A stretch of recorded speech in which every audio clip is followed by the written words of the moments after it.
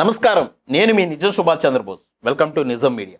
మన నిజం మీడియాలో ప్రసారమయ్యేటువంటి నిజం నిర్ధారణ కార్యక్రమానికి స్వాగతం. ఈరోజు నిజ నిర్ధారణలో భాగంగా నవంబర్ 26 భారత రాజ్యాంగ దినోత్సవం. భారత రాజ్యాంగ దినోత్సవాన్ని పురస్కరించుకొని ఈ భారతదేశంలో ఉండబడినటువంటి వివిధ రాష్ట్రాల్లో కొంతమంది వ్యక్తులు కొన్ని కార్యక్రమాలు నిర్వహించుకోవడం జరిగింది. అసలు కొంతమంది వ్యక్తులే ఎందుకు నిర్వహించుకున్నారు? భారత రాజ్యాంగం అంబేద్కర్ గారికి ఉండబడినటువంటి సంబంధాలు ఏంటి? కూలంకషంగా మనం చర్చించుకుందాము. మీరు కొంత ఆలస్యం అయినా కానీ, ఒక 5 నిమిషాలు అటు ఇటు అయినా కానీ వీడియోను పూర్తిగా చూడడానికి మీరు ప్రయత్నం చేయండి. నేను ఏ వీడియో కూడా ముందు చెప్పను. ఈ వీడియోకు ముందుగా మీరు లైక్ చేయండి. వీలైనంత ఎక్కువ మందికి మీరు షేర్ చేయడానికి ప్రయత్నం చేయండి. ఎందుకంటే అంబేద్కర్ గారి గురించి తెలుసుకోవాల్సినటువంటి అవసరం మనకుంది. ఆయన లేకపోతే ఈ భారతదేశం లేదు, ఈ భారతదేశంలో ఉండబడినటువంటి మనుషులు కూడా లేరు. కాబట్టి ఈ వీడియో ప్రాముఖ్యతను మీరు గుర్తిస్తారని నేను ఆశిస్తున్నా.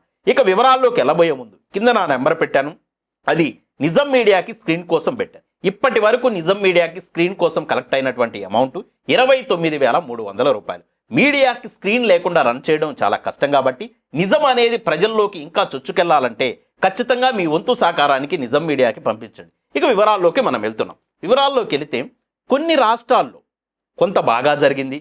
ఈ భారతదేశంలో ఉండబడినటువంటి అన్ని రాష్ట్రాల్లో కూడా కొంతమంది వ్యక్తులే దీని గురించి ఎందుకు సెలబ్రేట్ చేసుకున్నారు?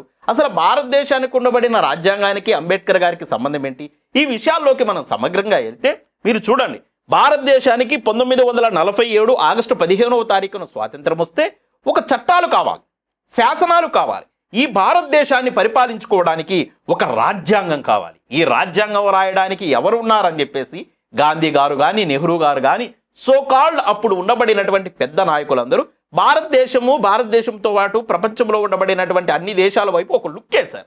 ఒక లుక్ వేసినప్పుడు ఈ భారతదేశంలోనే ప్రపంచంలో ఉండబడిన అందరు వ్యక్తుల కన్నా కూడా గొప్ప జ్ఞానవంతమైన వ్యక్తి, గొప్ప మేధాశక్తి కలిగినటువంటి వ్యక్తి, గొప్ప ఉన్నత చదువులు చదివినటువంటి వ్యక్తి ఒక వ్యక్తి కనపడ్డాడు. ఆ వ్యక్తి ఎవరంటే డాక్టర్ బిఆర్ అంబేద్కర్.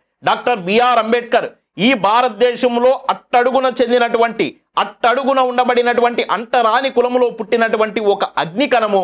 ఆ అగ్నికణము ఒక జ్వాలలాగా వాళ్ళకి కనపడింది. అంబేద్కర్ గారిని అడిగారు, ఈ భారతదేశానికి రాజ్యాంగాన్ని రాయమన్నారు. ఈ భారతదేశానికి రాజ్యాంగం రాయడం అనేది ప్రపంచంలో ఉన్న అన్ని దేశాలకి రాజ్యాంగాలు రాయటం కన్నా కూడా భారతదేశానికి రాజ్యాంగం రాయడం అనేది చాలా కష్టంతో కూడుకున్నటువంటి పని. ఎందుకు కష్టంతో కూడుకున్న పని అంటే అప్పటి వరకు వేల సంవత్సరాల పాటు మనుధర్మ శాస్త్రం అమలులో ఉండబడినటువంటి ఈ దేశం, మనుధర్మ శాస్త్రం కింద ఈ దేశంలో ఉండబడినటువంటి ప్రజలు మగ్గిపోయారు. మనుధర్మ శాస్త్రం తర్వాత బ్రిటిష్ వాళ్ళు వచ్చిన తర్వాత 100 సంవత్సరాల పాటు ఒక చిన్న స్వేచ్ఛావాయువు అనేది కూడా లేకుండా ఈ దేశంలో ఉన్న ప్రజలందరూ మగ్గిపోయి ఉన్నారు. ఈ దేశంలో కులాల పేర్లతో, మతాల పేర్లతో, ప్రాంతాల పేరుతో, విద్వేషాలతో కూడినటువంటి ఉండబడినటువంటి ఆ భారతదేశంలో ఇలాంటి భారతదేశాన్ని ఐక్యం చేస్తూ, ఇలాంటి భారతదేశాన్ని సమగ్రంగా చేస్తూ, ఇలాంటి భారతదేశం అభివృద్ధి చెందడం కోసం ఒక రాజ్యాంగం రాయాలి. ఇది ఎంత కష్టమయ్యా అంటే ఇక అంతకన్నా కష్టమైనటువంటి పని ఈ విశ్వంలో ఏది ఉండదు. అలాంటి పనిని డాక్టర్ బిఆర్ అంబేద్కర్ గారి యొక్క భుజాల మీద పెడితే ఆయన దాన్ని సమర్థవంతంగా నిర్వహించి కొన్ని సంవత్సరాల పాటు కష్టపడి అన్ని కష్టాలకి నోచుకొని తన కుటుంబాన్ని కూడా వదిలేసి, బిడ్డలను కూడా చంపుకొని, తన ఆరోగ్యాన్ని కూడా వదిలేసి ఈ భారతదేశానికి ఒక సర్వోన్నతమైనటువంటి రాజ్యాంగాన్ని అందించడం జరిగింది. ఓకే, రాజ్యాంగాన్ని అందించాడు. డాక్టర్ బిఆర్ అంబేద్కర్ గారికి అంబేద్కర్ గారు అనే పేరు కన్నా అవమానం అనేటువంటి పేరు సూట్ అవుతుంది అనేది నా అభిప్రాయం. ఎందుకంటే అంబేద్కర్ గారు పుట్టిన దగ్గర నుంచి, పుట్టినప్పుడు అవమానం, పుట్టిన తర్వాత పెరిగే క్రమంలో అవమానం, చదువుకునే రోజుల్లో అవమానం, చదువుకున్న తర్వాత ఉన్నత చదువులకు వెళ్ళేటప్పుడు అవమానం, ఉన్నత చదువులు చదువుకొని పై చదువుల కోసం ఏదన్నా చిన్న ఉద్యోగం చేసుకుంటే అక్కడ అవమానం, రాజ్యాంగం రాసేటప్పుడు అవమానం, రాజ్యాంగం రాసిన తర్వాత కూడా ఒకవైపున అగ్రవర్ణాలకు సంబంధించినటువంటి నాయకులు, అగ్రవర్ణ సమాజము, అగ్రవర్ణాల్లో ఉండబడినటువంటి బ్రాహ్మణ్ మెంటాలిటీ కలిగినటువంటి సమాజం వైపు నుంచి అవమానాలు ఎదుర్కొంటూనే మరలా దళిత సమాజాన్ని నుంచి కూడా అవమానం. ఎప్పుడు దళిత సమాజం నుంచి ముందు నుంచి ఎదుర్కొంటున్నటువంటి అవమానం ఒక ఎత్తు అయితే, ఆయన రాజ్యాంగం రాసిన తర్వాత అక్షరాల ఈ భారతదేశానికి, సువిశాలమైనటువంటి ఈ భారతదేశానికి, ఈ ప్రపంచంలోని గొప్ప రాజ్యాంగాన్ని అందించిన తర్వాత ఆయన ఎన్నికల్లో 2 సార్లు పాల్గొంటే, రిజర్వ్డ్ కాన్స్టిట్యున్సీలో, ఎస్సీ రిజర్వ్డ్ కాన్స్టిట్యున్సీలో అంబేద్కర్ గారు పాల్గొంటే 2 సార్లు ఓడించిందండి ఈ సమాజం. అగ్రవర్ణాలకు సంబంధించినటువంటి నాయకులు కుట్ర, అగ్రవర్ణాలకు సంబంధించినటువంటి ఓటర్ల కుట్ర ఒకవైపు అయితే, దళిత సమాజం కూడా, ఎక్కువ ఓట్లు ఉండబడినటువంటి దళిత సమాజం కూడా ఆయన దూరం పెట్టి ఆయన ఓడించినటువంటి సందర్భాలు కళ్ళకు కట్టినట్టు. నేను ఎందుకు అంత బాధతో ఆవేదనతో చెప్తున్నానంటే, వింటున్న మీకు అంత బాధగా ఉంది, చెప్తున్న నాకు అంత బాధగా ఉంది. ఒక భారతదేశానికి ఒక మంచి రాజ్యాంగాన్ని ఇచ్చి, ఆ రాజ్యాంగంలో ఈ దళితుల కోసం అనేక హక్కులు కల్పించి, ఆ హక్కుల కోసం అప్పుడు ఉండబడిన గాంధీ మిగతా నాయకులతో పోరాటం చేసి అనేక ఇబ్బందులు పడి ఒప్పించి హక్కులు కల్పించిన తర్వాత కూడా ఈ దేశంలో ఉండబడినటువంటి దళిత ప్రజల్లో ఆయన ఓడిస్తే ఆ మనసు ఎంత బాధపడి ఉంటుంది, ఆ మనసు ఎంత నొచ్చుకొని ఉంటుంది, ఆ మనసు ఎంత ఆవేదనకు గురై ఉంటుంది, ఆ మనసు ఎంత ఆవేదనకు గురై ఆ రోజునే మనస్సాక్షిగా చనిపోయి ఉంటాడు ఆ మనిషి. అంటే అంత బాధ ఉంటుంది. ఎందుకంటే రాజ్యాంగం రాసిన తర్వాత ప్రపంచం మొత్తము అంబేద్కర్ గారి యొక్క ఖ్యాతిని, అంబేద్కర్ గారి యొక్క మేధస్సుని, ఆయన గొప్పతనాన్ని పొగుడుతున్నటువంటి సందర్భంలో సొంత కులానికి సంబంధించినటువంటి దళితులు ఆయన ఓడించినటువంటి సిచ్యువేషన్ మన కళ్ళ ముందు కనపడుతుంది. ఇక రెండో అంశం జోలికి నేను వెళ్తున్నాను. చూడండి, ఈ భారతదేశంలో అంబేద్కర్ గారి యొక్క నామరూపాలు లేకుండా చేయాలని గాంధీ గారు మిగతా నాయకులు చాలా కుట్ర చేశారు. కుట్రలో భాగమే నేను చెప్తున్నా చూడండి. ఆర్బీఐని సృష్టించింది ఎవరు? రిజర్వ్డ్ బ్యాంక్ ఆఫ్ ఇండియా సృష్టికర్త ఎవరు? అంబేద్కర్ గారే కదా. మరి అంబేద్కర్ గారు రిజర్వ్డ్ బ్యాంక్ ఆఫ్ ఇండియా సృష్టికర్త అయినప్పుడు, దాన్ని సృష్టించిందే అయినప్పుడు, ఏ ఒక్క రూపాయి వీళ్ళ దగ్గర నుంచి ఈ రోజున ఏ కరెన్సీ మీద కూడా మనము అంబేద్కర్ గారి యొక్క ఫోటోను చూడం. ఎందుకంటే ఆ ఫోటో లైవ్ లైట్లో ఉంటుంది కాబట్టి దానికి సంబంధించి ఆయన ఫోటో కానీ ఎక్కడన్నా ఉంటే సమాజం ఈయన యొక్క విలువను తెలుసుకుంటుందని చెప్పేసి కుట్రపూరితంగా ఆయన ఫోటో వేయకుండా పక్కన ఏం అర్హత ఉందని చెప్పేసి గాంధీ గారు ఫోటో వేస్తారు. స్వాతంత్రాన్ని సాధించాడు, స్వాతంత్రం కోసం ఆయన చాలా పోరాటాలు చేశాడు. స్వాతంత్రం కోసం గాంధీ గారు చేసినటువంటి త్యాగాలు ఏంటో చెప్పండి. గాంధీ గారికి ఉండబడినటువంటి ఆస్తులు ఏమన్నా అమ్ముకున్నాడా? గాంధీ గారి యొక్క ప్రాణాలు ఏమన్నా స్వాతంత్ర ఉద్యమంలో వదిలేశాడా? లేదా ఆయన కుటుంబ సభ్యులను ఏమన్నా కోల్పోయాడా? ఒకవేళ స్వాతంత్రం కోసం పోరాడిన వాళ్ళకే ఒకవేళ అలా కరెన్సీ మీద వాళ్ళ ఫోటోలు వేయాలనుకుంటే సుభాష్ చంద్రబోస్ గారు వేయండి. ఎందుకంటే బ్రిటిష్ వాళ్ళు ఈ దేశానికి స్వాతంత్రం అనేది ఇవ్వాలంటే మాకు బోస్ను అప్పచెప్తే మీకు స్వాతంత్రం ఇస్తాను అంటే బోస్ ఈక్వల్ టు ఈ భారతదేశంలో ఉండబడినటువంటి ప్రజలందరూ ఆయన ఒక్కడితో సమానము, ఆయన మాకు ఇవ్వండి, మేము మీకు స్వాతంత్రం ఇస్తామన్నారు. అంటే ఆయన ఫోటో వేయండి. ఒకవేళ స్వాతంత్రం కోసం పోరాడిన వాళ్ళు ఫోటోలు వేయాలంటే సుభాష్ చంద్రబోస్ గారి ఫోటో వేయండి, లేదు భగత్ సింగ్ గారి ఫోటో వేయండి, లేదా అల్లూరి సీతారామరాజు గారి ఫోటో వేయండి. ఇలా స్వాతంత్ర ఉద్యమంలో వీరోచితంగా పోరాడి ప్రాణాలని తృణప్రాయంగా వదిలేసిన వాళ్ళ ఫోటోలే. ఏ ఒక్క కరెన్సీ మీద కూడా లేదు. అది 100 మీద, 10 మీద, 50 మీద, కనీసం రూపాయి బిళ్ళ మీద. అంబేద్కర్ గారిని అవమానించి పక్కన పెట్టారు. ఇలా స్వాతంత్రం కోసమే అనుకున్నప్పుడు స్వాతంత్రం కోసం ప్రాణాలు వదిలినటువంటి మహానుభావుల యొక్క ఫోటోలని వేసే ప్రయత్నం చేయకుండా, ఏ త్యాగాలు చేయనటువంటి ఒక నవ్వుతోటి ఉద్యమాన్ని నడిపినటువంటి గాంధీ గారి యొక్క ఫోటోని వేసి ఈ రోజు కూడా కరెన్సీ. నేను ఖచ్చితంగా మా నిజం మీడియా వైపు నుంచి డిమాండ్ చేస్తున్నా, అంబేద్కర్ గారి యొక్క ఫోటో కరెన్సీ మీద ఖచ్చితంగా ఉండాలి. స్వాతంత్ర సమరయోధుల ఫోటోలు కావాలనుకున్నప్పుడు భగత్ సింగ్ గారిది కానీ, సుభాష్ చంద్రబోస్ గారిది కానీ, అల్లూరి సీతారామరాజు గారిది కానీ, ఇలాంటి నాయకుల యొక్క ఫోటోలు ఖచ్చితంగా ఉండాలి. చాలా కరెన్సీలు ఉన్నాయి కదా, చాలా కాగితాలు ఉన్నాయి కదా.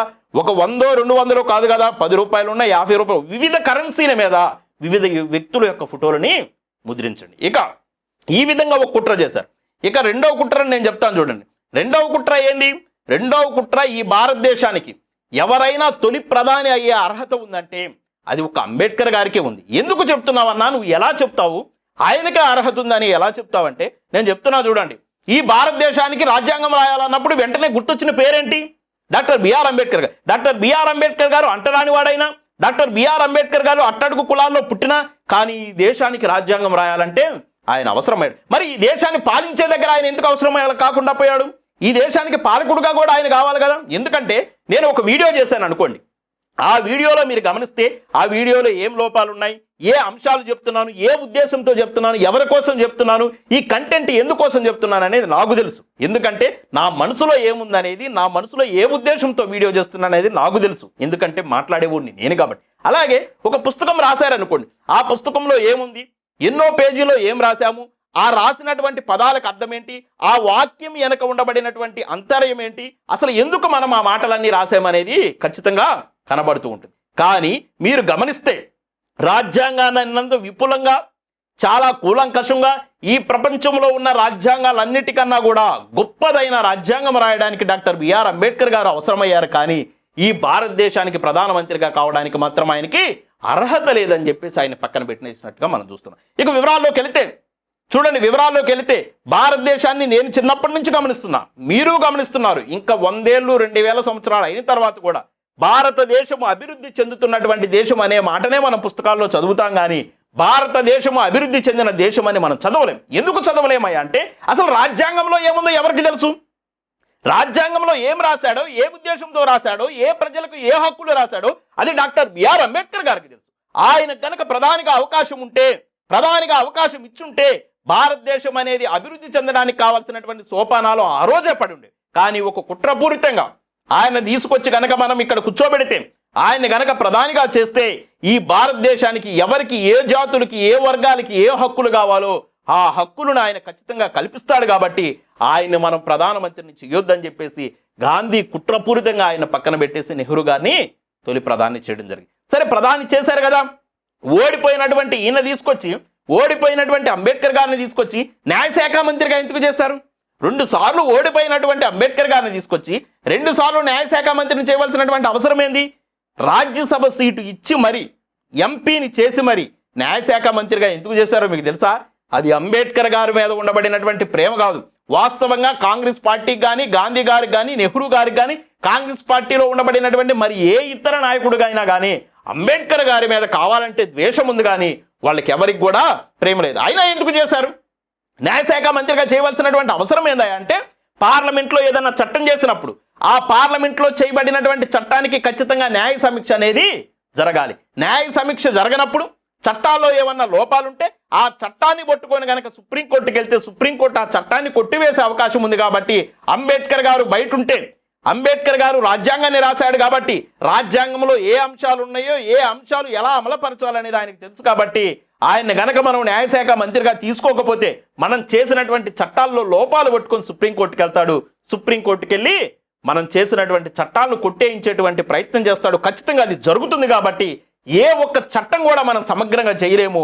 ఆయన కుండబడిన జ్ఞానానికి, ఆయనకి తెలిసిన మేధా సంపత్తికి, అసలు పుస్తకం రాసిందే ఆయన కాబట్టి ఖచ్చితంగా మనం ఆయన తీసుకొచ్చి కనుక న్యాయశాఖ మంత్రిగా పెట్టుకుంటే ఆయనే సమీక్ష చేస్తాడు. కాబట్టి చట్టాలు నిలబడే అవకాశం ఉందని చెప్పేసి ఆయన తీసుకొచ్చి అంటే మీరు గమనించండి, డాక్టర్ బిఆర్ అంబేద్కర్ గారిని ఈ భారతదేశంలో ఉండబడినటువంటి అగ్రకులాలకు సంబంధించినటువంటి నాయకులు అందరూ కూడా ఏ సందర్భంలో ఏ విధంగా ఉపయోగపడతాడో ఆ విధంగా వాడుకొని వదిలేసే ప్రయత్నం చేశారు తప్పితే ఎక్కడ కూడా అంబేద్కర్ గారి మీద ప్రేమతోటి ఏ ఒక్క చిన్న కార్యక్రమం కూడా వాళ్ళు చేయాలి. అదే సందర్భంలో అంబేద్కర్ గారు కూడా వచ్చినటువంటి ప్రతి అవకాశాన్ని వినియోగించుకొని ఆ అవకాశం ద్వారా ఈ సమాజానికి ఏ విధంగా సేవ చేయాలో ఆ విధంగా అద్భుతంగా సేవ చేసినటువంటి వ్యక్తి. ఇకపోతే మూడో అంశం చూడండి, అంబేద్కర్ గారిని దళిత నాయకుడు అంటారు. అంబేద్కర్ గారి యొక్క విగ్రహాలు కూడా ఈ రోజు కూడా 78 సంవత్సరాల ఈ స్వతంత్ర భారతదేశంలో అంబేద్కర్ గారి యొక్క విగ్రహాలు దళిత వాడలకే పరిమితమై, దళిత వాడల్లో కూడా మీరు చూడండి ఎస్టీ కాలనీలో ఉండవు, మళ్ళా ఓన్లీ ఎస్సీ కాలనీలోనే అంబేద్కర్ గారి యొక్క విగ్రహాలు ఉంటాయి. అంబేద్కర్ గారు భారత రాజ్యాంగంలో ఈ దేశంలో ఉన్న దళితులకు కల్పించినటువంటి హక్కులు, ఈ దళితుల కోసం రాసినటువంటి వ్రాతలు గోరంత అయితే ఈ భారతదేశంలో ఉన్న వివిధ సామాజిక వర్గాలకి, వివిధ కులాలకు సంబంధించినటువంటి వ్యక్తుల కోసం కొండంత రాశాడు. భారత రాజ్యాంగం చాలా పెద్దది.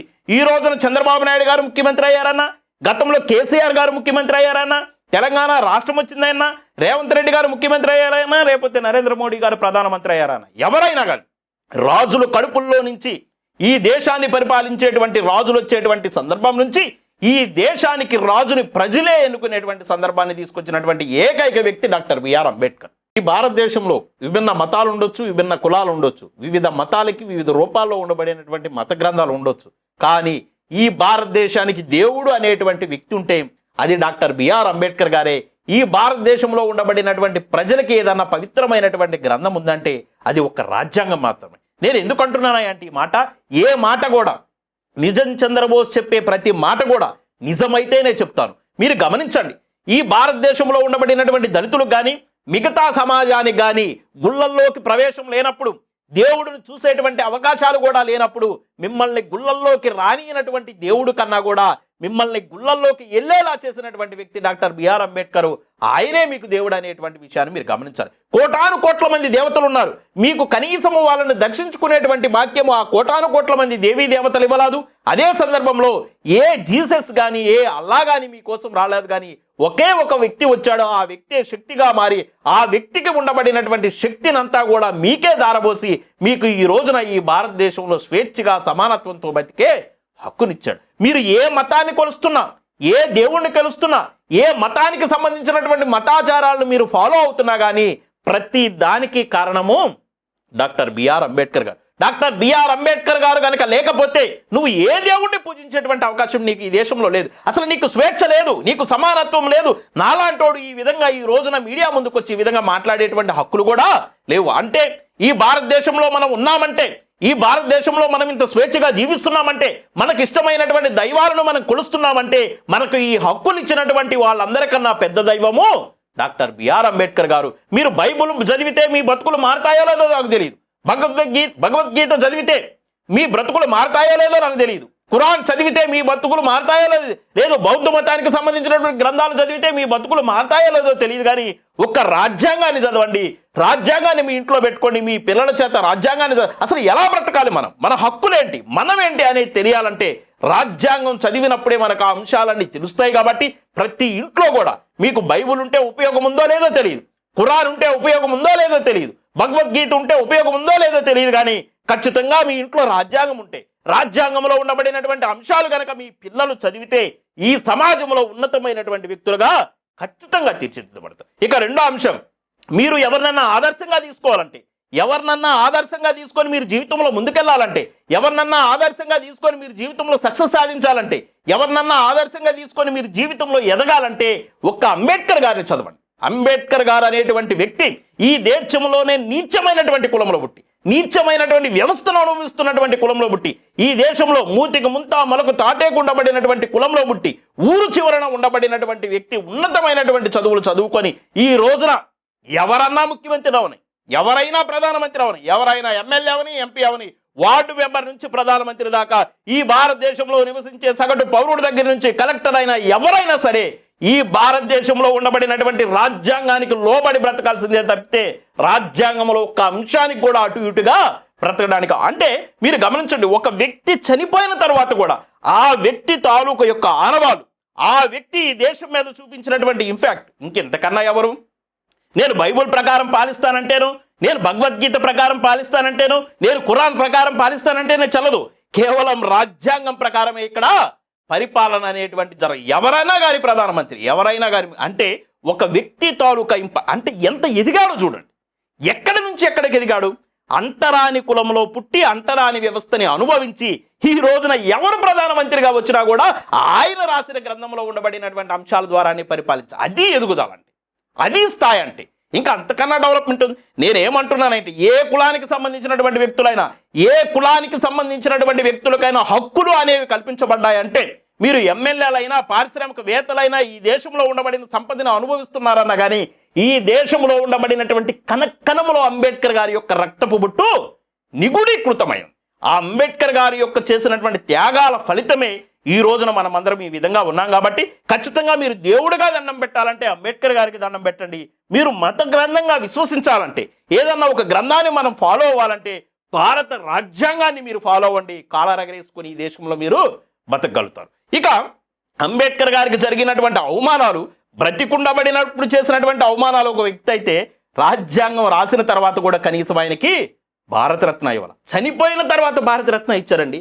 అంబేద్కర్ గారు చనిపోయిన తర్వాత కొంతన్నా ఆయన గొప్పతనానికి సమాజానికి తెలియజేసే ప్రయత్నం చేశారు. కానీ ఆయన బ్రతికున్నన్ని రోజులు ఆయన్ని అవమానిస్తున్నారు. భారతరత్న ఇవ్వడానికి కూడా ఆయన చనిపోయినాక ఇస్తారా?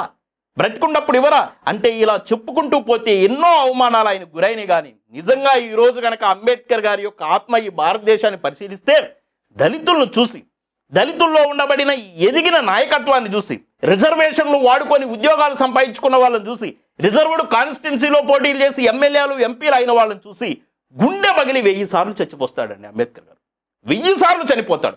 ఆయన నేను ఎందుకు ఈ రిజర్వేషన్లు కల్పించాను, ఎందుకు ఈ రిజర్వ్డ్ కాన్స్టిట్యున్సీలు తెచ్చానని చెప్పేసి ఆయన రోధిస్తాడు. నేను ఈ మాట ఎందుకు అంటున్నానంటే, ఎదిగిన సమాజం, ఈ దళితుల్లో ఉండబడినటువంటి మేధావులు కానీ, ఈ దళితుల్లో ఉన్న జ్ఞానవంతులు కానీ, ఈ దళితుల్లో ఉన్న అంబేద్కర్ వారసులు అని చెప్పుకునేటోళ్ళు కానీ అంబేద్కర్ యొక్క భావజాలాన్ని, అంబేద్కర్ గారి యొక్క గొప్పతనాన్ని ఎక్కడ సమాజంలోకి తీసుకెళ్తున్నారు? అంబేద్కర్ గారిని ఒక కులానికి అంటగట్టి, ఒక కులం దగ్గరే ఒక దళిత నాయకుడు అని చెప్పేసి మాలామాదిగ పల్లెల్లో ఆయన విగ్రహాలు ఆగిపోయినాయి. ఆయన జ్ఞానం అనేది సమాజంలోకి వెళ్ళనివ్వటలేదు. సమాజానికి ఆయన చేసినటువంటి సేవ ఏందనేది ఆయన ద్వారా లబ్ధి పొందిన వాళ్ళు మీరు చెప్పకపోతే ఇంకెవరు చెప్తారు? ఆయన ద్వారా ఉద్యోగాలు పొందిన మీరు చెప్పకపోతే ఎవరు చెప్తారు? ఆయన ద్వారా ఎమ్మెల్యేలు అయిన మీరు చెప్పకపోతే ఎవరు చెప్తారు? ఆయన ద్వారా ఎంపీలైన మీరు చెప్పకపోతే ఎవరు చెప్తారు? ఆయన ద్వారా లక్షల కోట్లు సంపాదించుకొని ఆస్తిపరులైన మీరు చెప్పకపోతే ఎవరు చెప్తారు? అది మీ బాధ్యత కాదా? మీరు ఆయన ఇచ్చినటువంటి అవకాశాలను అందుకొని ఈ సమాజంలో ఎదిగి మీరు పే బ్యాక్ టు సొసైటీ అని ఏం చేస్తున్నారు? మిగతా సమాజాన్ని వదిలేయండి. ఈ దళితుల్లో ఉండబడినటువంటి ఇంకా వెనకబడిపోయినటువంటి కుటుంబాలకి మీ వైపు నుంచి కాంట్రిబ్యూషన్ ఏంది? మీలాగా అంబేద్కర్ గారు ఆలోచించుంటే నాకు ప్రధానమంత్రి పదవి కావాలి, రాజ్యాంగంలో రిజర్వేషన్లు పెట్టనను, దళితులకు హక్కులు పెట్టనంటే కమ్మగా ఇచ్చేవాళ్ళు. లేదు వేల కోట్ల ఆస్తులు ఇచ్చేవాళ్ళు. కానీ దేనికి ఆశపడకోకుండా మీకోసం హక్కులు సాధిస్తే, మీకోసం రిజర్వేషన్లు సాధిస్తే, ఈ భారతదేశంలో ఉండబడినటువంటి అన్ని సామాజిక వర్గాలకు సంబంధించినటువంటి వ్యక్తులకి అన్ని రకాలైన హక్కులు ఇస్తే డాక్టర్ బిఆర్ అంబేద్కర్ గారికి ఈ దేశంలో దక్కుతున్నటువంటి గౌరవం ఏంటి? ఈ దేశంలో గౌరవం తగ్గకపోగా ఇంకా ఇప్పుడు కూడా మనం చూస్తున్నాం వివిధ గ్రామాల్లో అంబేద్కర్ గారి యొక్క విగ్రహాలు పడగొట్టారని, అంబేద్కర్ గారి యొక్క చెయ్యి పడగొట్టారని, తల పడగొట్టారని, ఇంకా ఎంత నీచ. అమెరికా లాంటి దేశాలు ఆయన విగ్రహాలు పెద్ద పెద్దవి పెడుతుంటే ఆయన జ్ఞానాన్ని, ఆయన మేధస్సుని ప్రపంచ దేశాలు గుర్తించి కొనియాడుతుంటే ఈ భారతదేశం మాత్రం అంబేద్కర్ గారి యొక్క భావజాలాన్ని పక్కన పెట్టింది, ఇంక్లూడింగ్ దళితులు చేస్తున్నటువంటి మోసాన్ని. దళితులు మీరు ఇంకా కొంతమంది అంబేద్కర్ గారి యొక్క భావజాలాన్ని బయటకు తీసుకెళ్తున్నారు. దళితుల్లో చాలా మంది అంబేద్కర్ గారి కోసం కృషి చేస్తున్నారు. వాళ్ళకి ఖచ్చితంగా మా నిజం మీడియా ధన్యవాదాలు తెలియజేస్తాయి. కానీ దళిత సమాజమే అంబేద్కర్ గారిని మోసం చేస్తుంది. ఆనాడు ఎన్నికల్లో నిలబడ్డప్పుడు మోసం చేసి ఆయన ఓడించారు. ఈ రోజు కూడా ఒక కాన్ శ్రీరామ్ గారు తప్పితే ఎవరు కూడా అంబేద్కర్ గారి యొక్క భావజాలాన్ని ముందుకు తీసుకెళ్లే దగ్గర లేరు. మీరు గమనిస్తే ఆయన కోరుకుంది ఇది కాదు, ఆయన ఆశించింది ఇది కాదు. Political power is the master key అన్నాడు. రాజ్యాధికారం వైపు వెళ్ళాలి, రాజకీయ అధికారం వైపు వెళ్ళాలి. కాబట్టి ఈ సమాజంలో ఉండబడినటువంటి అన్ని వర్గాలకు సంబంధించిన వ్యక్తులు, అగ్రవర్ణాల్లో ఉండబడినటువంటి పేదలు కానీ, అగ్రవర్ణాల్లో ఉండి మిగతా వర్గాల్లో ఉండబడినటువంటి పేదలతో పాటు అన్ని వర్గాల వాళ్ళు ఎదగాలని కోరుకునేటువంటి ప్రతి ఒక్క వ్యక్తి కూడా అంబేద్కర్ గారి యొక్క భావజాలాన్ని ముందుకు తీసుకెళ్లడం కోసం ప్రయత్నం చేయాలని చెప్పేసి పర్టికులర్గా దళితులు మీ బాధ్యతను మీరు గుర్తెరగకపోతే ఖచ్చితంగా అంబేద్కర్ గారిని మీకన్నా మోసం చేసిన వాళ్ళు ఇంకొకరు ఉండరు. కాబట్టి అంత గొప్ప వ్యక్తి యొక్క మనసు అనేది సంతోషంగా ఉన్నప్పుడు, సుభిక్షంగా ఉన్నప్పుడే ఈ భారతదేశంలో ఉండబడినటువంటి ప్రజలందరూ కూడా సుభిక్షంగా ఉంటారు. కాబట్టి ఖచ్చితంగా అంబేద్కర్ గారి యొక్క రుణం తీసుకోవాల్సినటువంటి అవసరం, ఆవశ్యకత ఎంతైనా ఉంది. కాబట్టి ప్రతి నిత్యం కూడా నేను ప్రతి సందర్భంలో ఎవరైతే అన్యాయానికి గురయ్యారో, ఎవరైతే అభద్రతాభావంలో ఉన్నారో వాళ్ళ వైపు న్యాయంగా మాట్లాడేట్టుగా నిజం మీడియా ప్రయత్నం చేస్తూ ఉంది. కాబట్టి ప్రతి సందర్భంలో కూడా నిజం మీడియా అనేది నిజాన్ని నిర్భయంగా చెప్తుంది. కాబట్టి మా వీడియోస్ కనుక మీకు నచ్చితే లైక్ చేయండి, షేర్ చేయండి, మన ఛానల్ని సబ్స్క్రైబ్ చేసుకోండి.